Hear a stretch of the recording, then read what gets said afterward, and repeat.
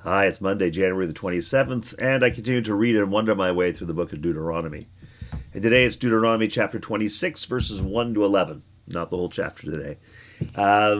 Last time we did read a whole chapter was chapter 25. There were rules and regulations, and oh boy, do we ever hate the Amalekites. I must never, ever forget that. In fact, as soon as we get settled, we're supposed to hunt them down and get rid of them. That was the last one. And now we move on to, well, let's see. Deuteronomy 26, verses 1 through 11. When you have come into the land that the Lord your God is giving you as an inheritance to possess, and you possess it, and settle in it, you shall take some of the first of all fruit of the ground, which you harvest from the land that the Lord your God is giving you, and you shall put it in a basket and go to the place that the Lord your God will choose as a dwelling for his name. You shall go to the priest who is in office, and at that time say to him, Today I declare to the Lord your God that I have come into the land that the Lord swore to our ancestors to give us. And when the priest takes the basket from your hand and sets it down before the altar of the Lord your God, you shall make this response before the Lord your God. A wandering Aramean was my ancestor. He went down into Egypt and lived there as an alien, few in number. And there he became a great nation, mighty and populous. When the Egyptians treated us harshly and afflicted us by imposing hard labor on us, we cried out to the Lord, the God of our ancestors.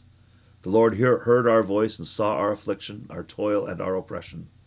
The Lord brought us out of Egypt with a mighty hand and an outstretched arm, with a terrifying display of power, and with signs and wonders.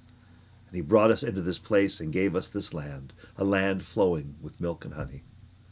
So now I give the first of the fruit of the ground that you, O Lord, have given me. You shall set it down before the Lord your God and bow down before the Lord your God. And then together with the Levites and the aliens who reside among you shall celebrate with all the bounty that the Lord your God has given to you and to your house. And there you go.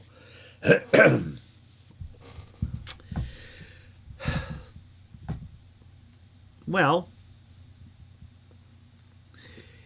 I mean, it occurs to me in a broad sense that, the language here, this is Moses, right, talking to the people before they go into the promised land. And they're not going into an empty land, right, that's just sort of waiting for them. They're going in, there are Canaanites there. They're going in and they will have to take that land. And there will be battles, and it will take some years before they have actually settled in the land. Now, I would argue that when people first heard these words purported to be the words of Moses, all of this had already happened. In fact, it had happened some time ago. We're coming back from exile, actually. So they know it's going to take a lot of work and a lot of conflict. But the idea is that God is telling them before they go in, you are going to do this. When it gets difficult, don't forget, I have told you that this is your land. You are going to possess it. So there is that sense of encouragement, this idea that God is with us even when things are difficult. Because either these words are spoken at the time before they go in, right before they go into the promised land, and therefore they are exactly that. They are God reminding everybody that, yeah, you're going to get through this. Or they are words spoken much later, and we can reflect back on it and go, yeah, God was with us. Right? It did seem difficult, but we did ultimately overcome. And so we came into the promised land, the land of milk and honey, with God's help. And I guess in broad strokes too, we keep being told again, it's the Lord who's going to do this. The Lord did that. The Lord brought you out of Egypt. The Lord's done this. The Lord... Which again, at the time and maybe later, depending on how you want to read this, is a reminder that it was God, what we call the one we call Yahweh, the God of Abraham. It was that God who did this. This was not Baal. This was not some other God. This was not a bunch of different gods who helped. No, this was for us the one God. All right, so all of that, again, we just keep saying, the Lord brought us out of Egypt with a mighty and stretched hand. We cried to the Lord. So, be reminded that it is God that's done this. Not a different kind of God. Not Baal. I think that's it's Adonai. That is Yahweh, Adonai, God of Abraham. That's the one who's done this, not another God. So, I mean, we read this, and we, in this day and age, we look at monotheism as yeah, of course, you believe in God. You might have a different name for God, but it's God. God is a concept of being, but we don't normally talk about there being one God that's our God and some other gods that our God just happens to be better than. We don't do that. But in fact, in the time of Moses, yes, they did. In the time of Moses, it's not really clear how monotheistic the Jews were, right? They were aligned with the God of Abraham, and it doesn't mean that they didn't imagine, believe that there were other gods as well. And even in the Hebrew scriptures, there is this sense of other deities, other divine beings that God speaks with, that God is better than, but they are lesser. So there are other gods. So here it's really important to make sure you know who did this. So I think that, is sort of significant. It's not particularly relevant to me in 2025. I don't know what it is for you. But there is a theme to me anyway throughout of remember how you got here. Right, we're told. So once you're settled, once you actually have it. So this is when the battles are over. This is actually. So this is not the weekend that you moved into the promised land. This is like 7 years later when you have secured the promised land and you are no longer fighting. Your armies can stand down, and you are in those houses that were emptied, and you're in there, and you've got the vineyards, and you're doing that. That very first harvest is important. Now, the idea of first fruits, that's in Numbers. It is an established tradition. But here I think we're being reminded of the first fruits. So when you first have a harvest in the promised land, which, by the way, God is going to give you. It's going to be difficult, but you're going to get it. When you get those first fruits, when you have that first harvest, that's the first fruits. Make sure you do this and recognize that this is a beginning.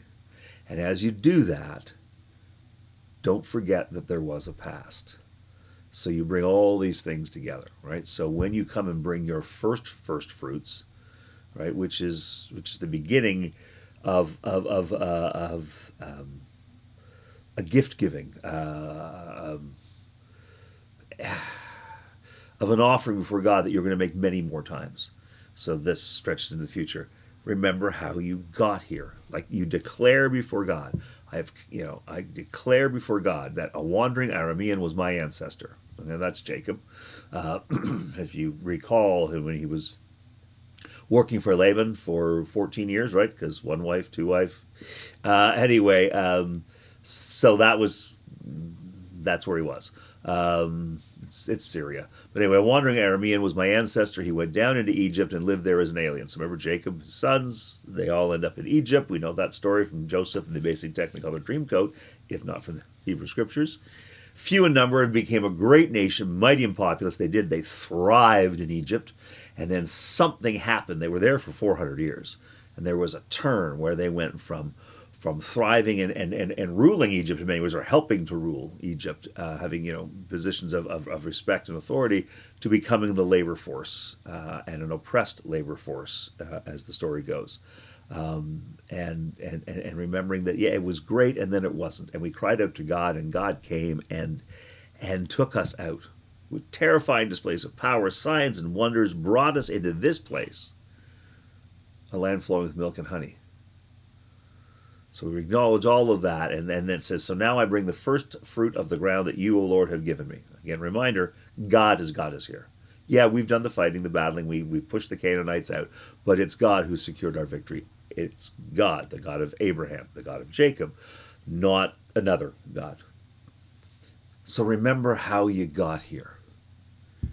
Remember that there have been highs and lows. This has not been a straight trajectory from pretty good to magnificent. This has been, from small to large, to successful through failure, but all through this there has been God, and so the idea is to remember how you got here, and as you go forward, recognizing that the journey may continue to be similar. At least that's what I get from it, which is to say, some things will be good, and then some things will be bad. So very often we talk about how people don't want change. And it's true, we don't particularly like change.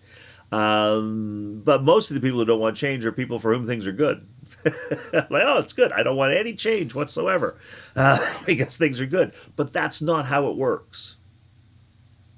I mean, I find this almost to be a message that runs counter to some of the things we've heard, which is to say that things are good and things are bad, and God is with us.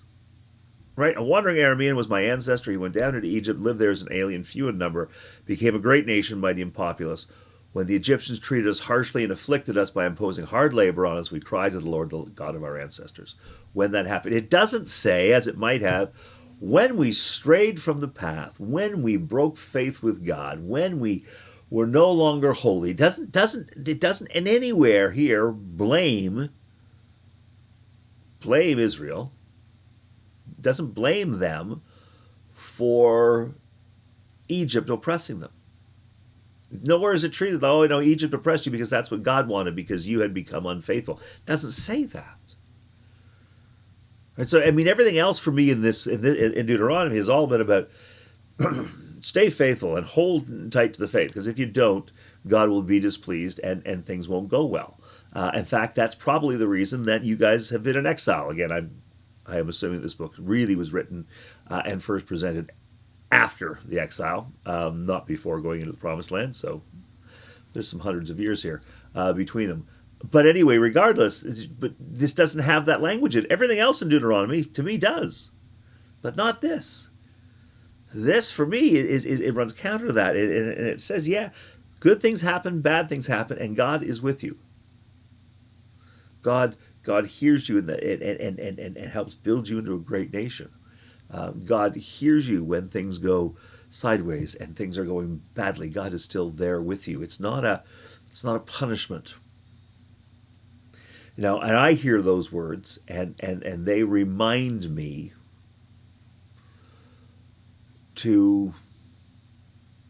they inspire me to look at the journey of my life, to look at the journey of my community, to look at the journey of humanity. We've been up, we've been down.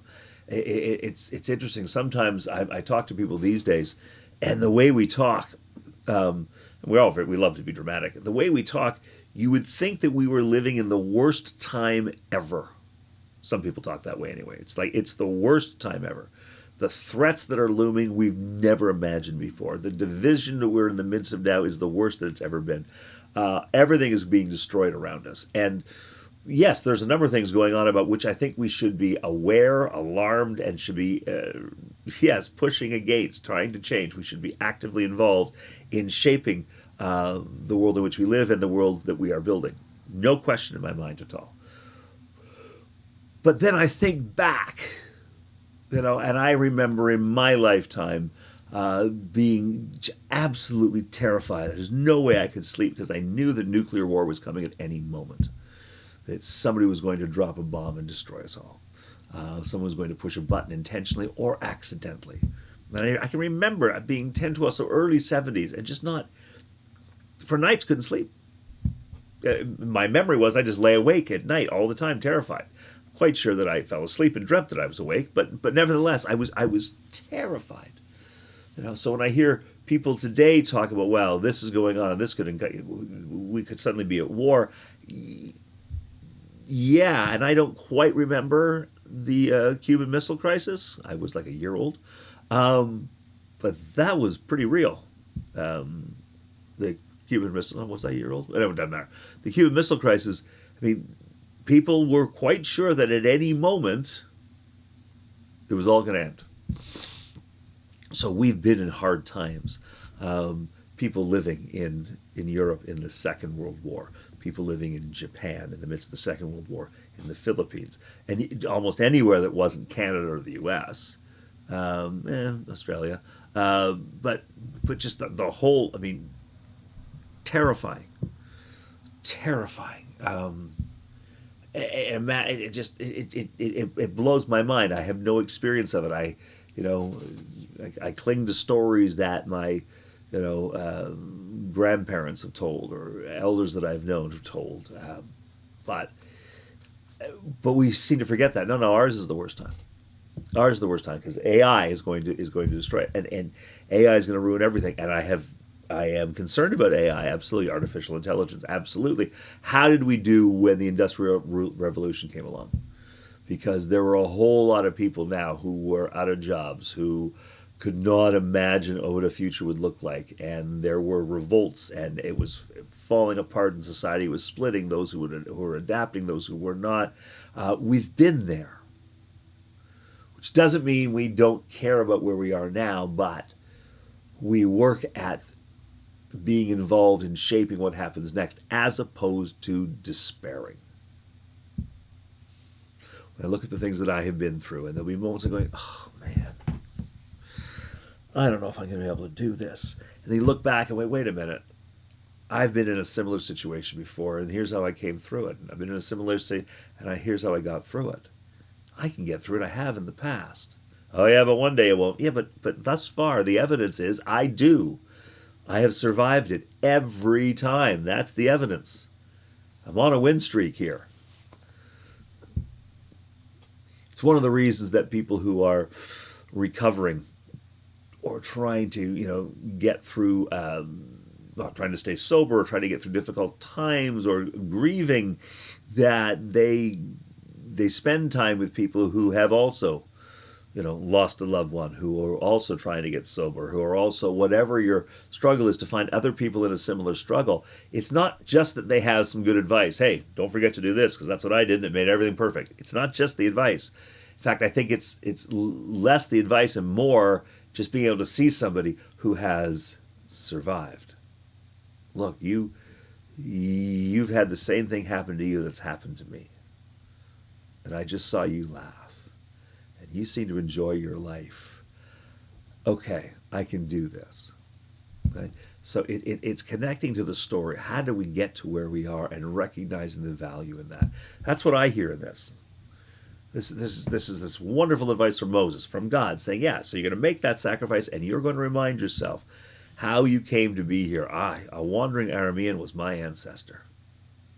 Yeah, Jacob from an iffy past in many ways. And he went down to Egypt. He lived as an alien, few in number, and there he became a great nation, mighty and populous. When the Egyptians treated us harshly and afflicted us by imposing hard labor on us, we cried to the Lord and the God of our ancestors. The Lord heard our voice and saw our affliction, our toil, and our oppression. The Lord brought us out of Egypt with a mighty hand and an outstretched arm and a terrifying display of power, and with signs and wonders. And he brought us into this place and gave us this land, a land flowing with milk and honey. So now I bring the first fruit of the ground that you, O Lord, have given me. We are in relationship, God. I look at how we got here. And by the way, this statement is not meant to be the end of the story or the end of the journey. It's a reminder that we are always on a journey. I think of my faith, I think of my life, and through my difficult times, I think, yeah, and I've gotten here and I've gotten there and I have survived. And if I'm really wise, I'll also look at the role that God played in all of that. And I'll remind myself that God has been with me and has inspired me and given me strength when I needed it, and invited me into a little humility when I needed that, and all of those things. I don't have to acknowledge that this God is greater than all the other gods. I'm really a monotheistic guy. There is God. But I can remind myself that there is God and I'm not God. God has helped get me through all of this. And I would not have gotten through it with God. It doesn't mean that I'm weak. But I should remember that even when I don't think I can do it, I'm not in this alone. I'm with God. My successes, I'd love to take credit for them all myself. But then that means I've got to take all the failures to myself. And that also means that when I'm feeling weak and tired, I can only look forward to defeat, or to failure. But when I recognize that God is the reason for my success, and that God is with me in my struggles, and that God has brought me through, then no matter how weak in the moment I may be, I am counting on God, who is in this with me, to carry me through. And the evidence thus far is that has always happened. God has always seen me through, because here I am. Oh, some projects may have failed along the way, but here I am standing here now. I think that's important. The last part, I think, is just the last line. I'm just going to mention it briefly. Then you, together with the Levites and the aliens who reside among you, shall celebrate all the bounty that the Lord your God has given to you and to your house. It kind of follows up on just what I just said. So we're celebrating with that bounty. That was the thing, right? You came and you brought your family and you ate with the Levites. The Levites are those who facilitate your relationship with God. And the aliens are those who are not your family, who do not belong here. They may not be Jews. They are not your people. They're outsiders. And I love the idea that as you celebrate all this, you do that with those who facilitate your relationship with God and with the strangers and with those who are not of your kind. Remember that this is not just about you and God. It is about you and God, but it's also about the people who help you recognize God. It's also with the strangers who may not see things the way you do. But they're not meant to be removed from the celebration. They're meant to be included in the celebration. I love that. And it invites me to wonder, when I am celebrating, when things are good, am I aware of God's part in it? Have I actually invited the Levites, to celebrate with me, recognize the people who facilitated, the people who revealed God to me? Have I included them in my celebration? And am I keeping the celebration to myself, or am I opening it up to the alien, to the stranger, to the one who is not commonly in my circle? And I have to say, there are times that when I celebrate, I keep it to myself. When things go wrong, oh no, I involve everybody in that.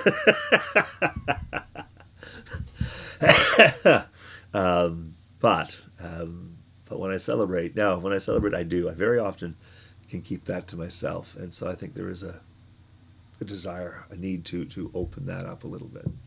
Anyway, that's what I'm thinking right now. I'd love to leave it with you and see what you think. So for now, I'm just going to offer a prayer, and we'll get on with the day and see what happens. So let us pray. Loving God, thank you. Thank you for old words that speak to us anew. Thank you for the reminder of how we come to be in this moment. And God, as we wonder about how we came to be here, as we wonder about the message of these old words, may we recognize your presence, and may we hear your word, a word that may be different from the text as it emerges. And God, may we follow that word, cling to that word, and may we grow in faith because of your word. We pray in the name of your Son, Jesus Christ, through the Holy Spirit. Amen. Well, that's enough for me today, but I do look forward to seeing you tomorrow. Until I get to see you, God bless you. Please know that God sees you, knows you, and loves you exactly as you are, exactly where you are. But God's love doesn't just come to you to comfort. It does that, but it doesn't just do that. It moves through you. It equips you to share that love. So as you move about the world, you share that love with all the people you meet. So you are making a difference. You change the world just by being you. So thank you for being you. And I hope to see you tomorrow. God bless.